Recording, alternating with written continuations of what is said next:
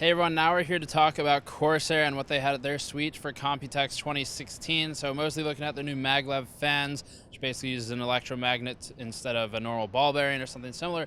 Looking at their new case or revised case, the 400C in white, and Hydro graphics and some RAM. But before getting to that, all of this coverage for today is brought to you by Rosewell and their new Cullinan case with the tempered glass side panels. So back to Corsair. Corsair, first off, the 400C, we liked it pretty well in our review. It's a good, decent case for something of that form factor. And the 400C is now going to be available in white. That's all there is in terms of cases from Corsair. No new cases, no new tooling, but the 400C will be shipping in white. I'm not sure if the price will be the same or if there's any increase for having that white paint. Next, another very brief one. The Lapdog was on site and functional. Lapdog is basically a on-lap computer, so you use it in living room gaming scenarios. Grab the whole thing, put it on your lap, and it's a fully contained computer in something that's the size of maybe like a laptop tray for your gaming laptop. That has a mouse pad, it has the computer itself, and it has a place for your keyboard and a place for your mouse. Does not include those built in or anything like that, though of course Corsair I'm sure would be happy to sell them to you bundled with the Lapdog. So that was there. We'll talk about that more in depth if we get a review sample, but until that time we're just going to leave that news where it is. Mag-Lev bearings, so this one's a little bit more interesting.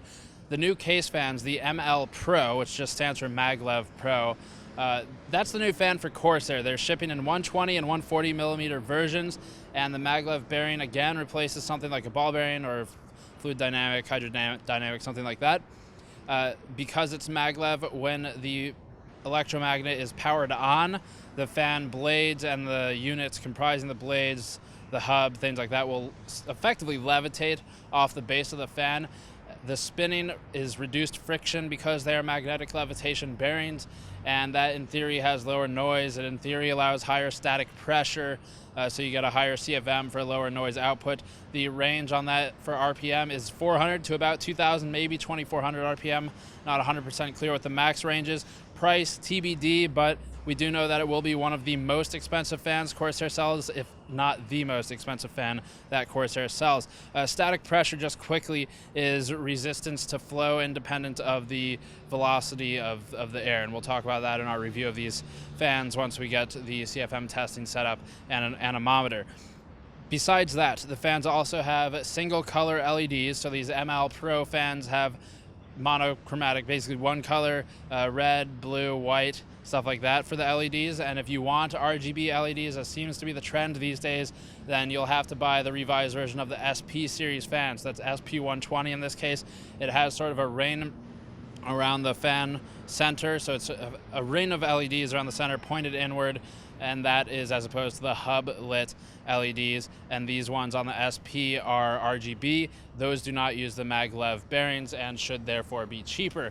There are also RGB LEDs in the Vengeance and Dominator Pro Platinum memory, and that's brand new memory, only 500 units I believe of the Dominator Pro Platinum or Dominator Platinum Pro or whatever it's called. One of those organizations of words. Only 500 of those will be sold.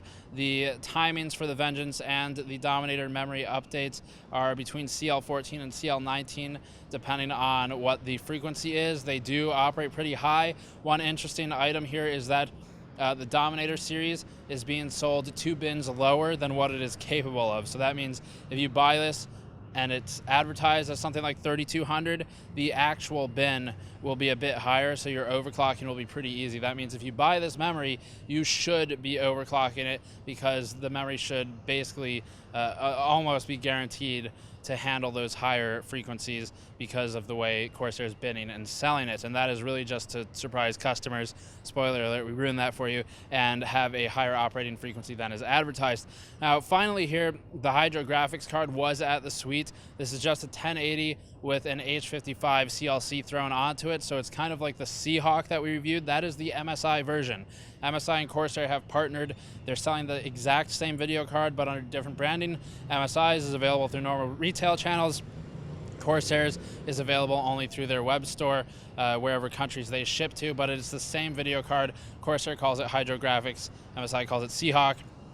It uses the Corsair H55 CPU, CLC, or AIO liquid cooler. and that's atop the GTX 1080 GPU, so it's GP104-400, and that pretty much sums that up. It's got a VRM blower fan as well. So that's what we got for you from Corsair Suite at Computex 2016. As always, check the channel for additional coverage. If any of this interests you, we've looked at a lot of these things from other vendors this week as well. Thank you for watching. Patreon link in the post video to help us out directly. I'll see you all next time.